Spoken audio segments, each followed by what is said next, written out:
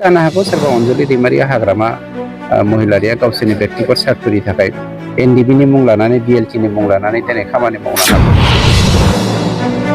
महिलारिया गावसोरनि व्यक्तिगत सार्थनि थाखाय एनडिबिनि मुं लानानै बिएलटिनि मुं लानानै दिनै खामानि मावनो हागौ। खिन्थु दिनै जोंनि सरकारा एनडिबि बेस बिएलटि बेस नङा। बर' वुमेन जास्टिस फरामनिफ्राय रिजाइन होनानै बिथाङा एपिबिखौ दादोंब्ला माबा बिपिएफआव जइन जादोंबा एपिबि दानो हायैनि जेबो माबा गैया। मानोना एपिबिआनो बिपिएफ बिपिएफआनो रायजोफोर नोंथांमोननिसिम आं मोनसे भिडिअ आपडेट लाना फैलायबाय। मोनाबायानो नै खोमसिसै। दा आं मैयाफोरनो होनो आपडेट होनो सानदोंमोन, नाथाय टाइम मोनैयाव होनो हायाखै आरो आं दिनै होनो सानबाय। दा एपिबि बिपिएफ बेनो एपिबि बेनो बिपिएफ बेखौ सोर बुंदों?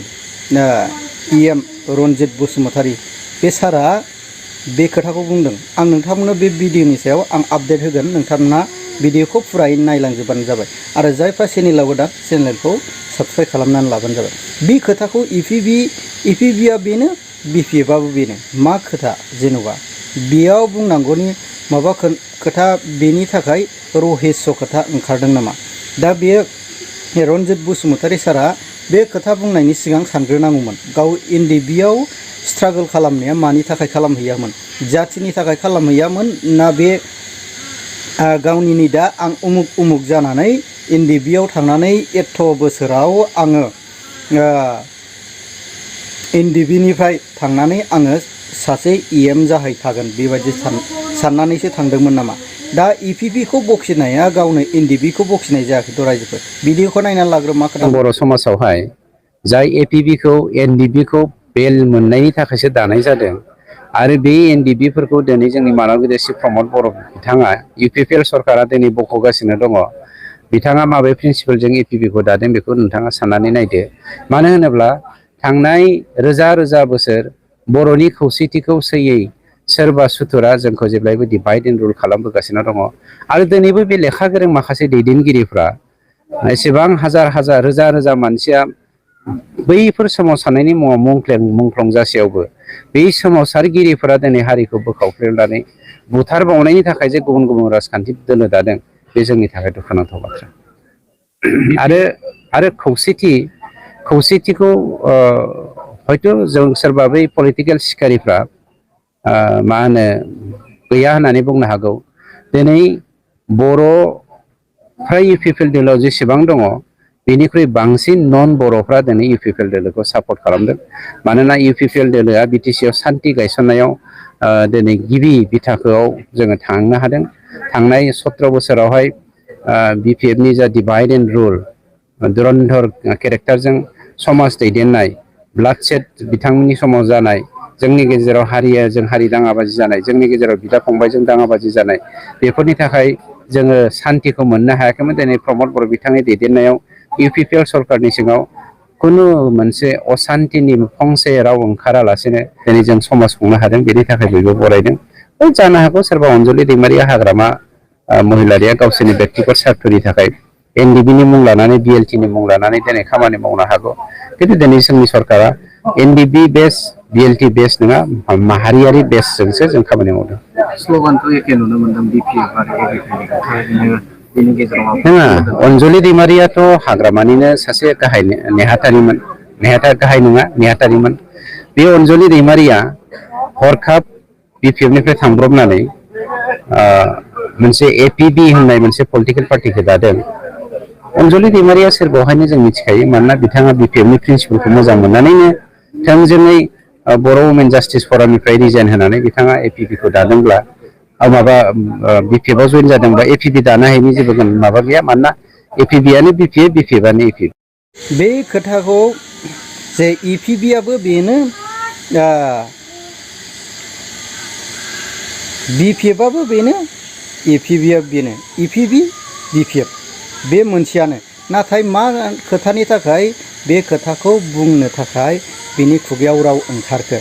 नाथाय बियो बुंदों एनडिबि अनजालि दैमारि, जे मानाव गेदेर अनजालि दैमारिया एनडिबिखौ दानायावबो जे बिथाङा नागारनो थाखाय जेबो माबा गैया सम्भाबना गैयामोन जेरैबायदि बिपिएफआव थानानै बिपिएफखौ नागारनानै इपिबि दानायाव जेबो आपत्ति गैया बा जेबो जारला गैया दे इपिबिआबो बेनो इउपिपिएल बिपिएफआबो बेनो बिनि खोथा बेबायदि रहस्य गैयै खोथा बुंनाया बेयो मोनसे आनकनस्टिटिउसनेल जायाखैथ' अब्ला मा बुंगोन बे एनडिएफबिआव थांनानै एनडिएफबिनि माखासे रुल्स एन्ड रेगुलेसनखौनो दानस'नानै खोथा बुंनाय एनडिएफबिफोरखौनो मान गैयै खालामनाय बियो मोनसे सनमानलेस थाङाखै होनबा रायजोफोर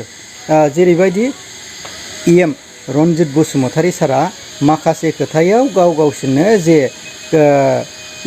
गेदेरफोरनि सायाव बिनि खोथा बुंनाया मोनसे रहस्य खोथा ओंखारै आरो समाजनि बारा बारगा खोथा ओंखारनाय बेबायदि बियो खोथाखौ बुङो दा बाहायथावै रावखौबो बियो बाहायो अब्ला बेबायदि सासे इएम सासे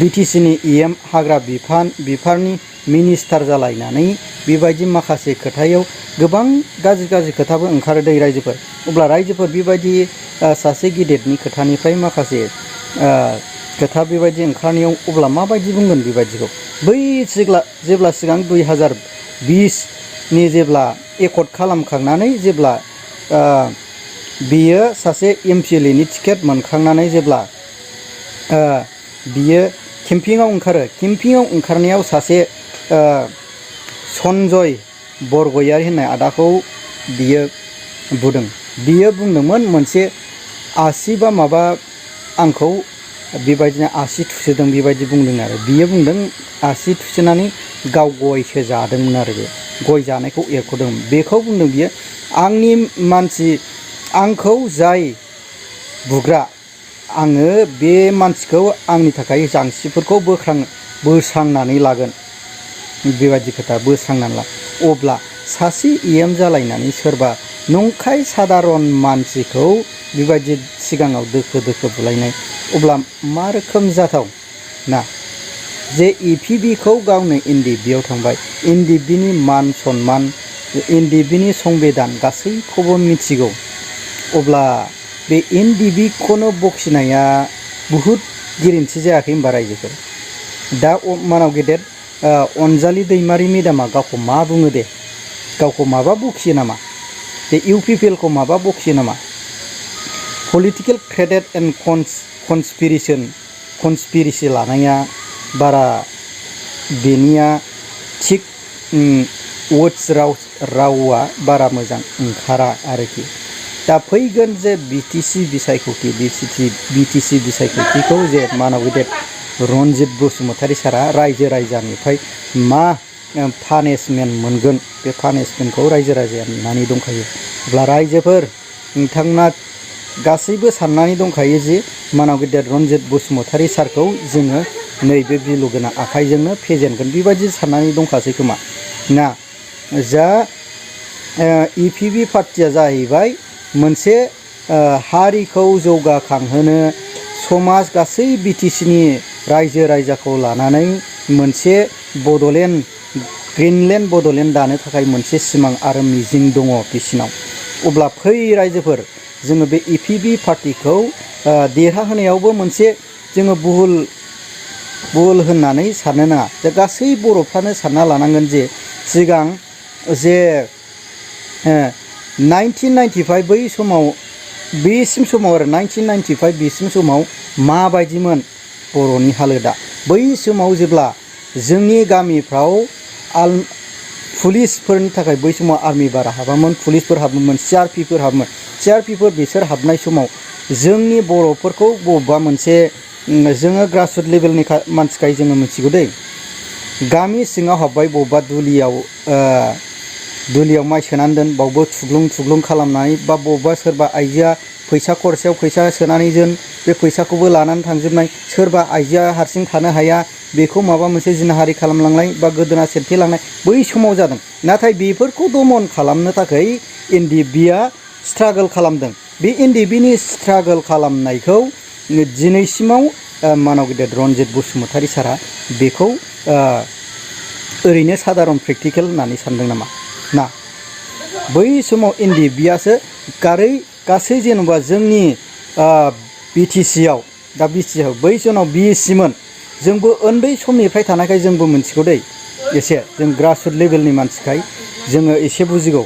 दा बै समाव रनजित बसुमतारी सारमोन बायदिया NDFBआवनो नङामोन, ससे समल' थांनानै हठात खरि बेबायदिनो एकर्डनि गेजेरजों बे सासे EM जाफैदों। अब्लाबो बियो बुजिनांगौमोन। दा माखासे खोथाखौ जेन' नोंनि पलिटिकेल केरियारनि थाखाय गोबां दा UPPLआ गिनानै दंखासै आरो APBखौ गियाखैमोनबा मानो बेबायदि रायनांगौनि खोथा, मानो बेसेबां फाव बुंनांगौनि खोथा दङ ना। बांद्राय सोंखावबाय थानाय सैमाया जेब्ला फैयो अब्ला अरनोबो रोङानो आरोखि। बेबायदिनो बांद्राय खोथाखौबो फाव सोंखावबाय थानानै खामानि गैया। जेरैबायदि जे खामानिखौ मावदों APBआ रायजो राजानि थाखाय मोजां खामानिखौ मावगासिनो दङ। गासै BTCआवनो गासै 34 लाख जनसाधारन जोंनि BTCनि बड'लेण्ड हालामनि रायजो राजाफ्रा गासै जनगोष्ठी गासै जिखुनु हक हारि जिखुनु हक धर्म जाया मानो APB पार्टिखौ बजबना लानो फैगासिनो दङ। अब्ला रायजोफोर नोंथांमोनहा बे आंनि सुंद' बिबुंथिनि सायाव मा रोखोम मोनो कमेन्टनि गेजेरजों फोरमायहर। आरो बे रनजित बसुमतारी जे सारा EMआ माखासे खोथा बुंदों, बे खोथा बुंनायनि सायाव नोंथांमोनहा मा कमेन्ट एबा मा खोथा फोरमायहरनो सार नोंथांमोना कमेन्टनि गेजेरजों फोरमायहरबानो जाबाय। आरो जायफ्रा आंनि जेके मोसाहारि चेनेलाव गोदान चेनेलखौ साबस्क्राइब खालामनानै लाबानो जाबाय।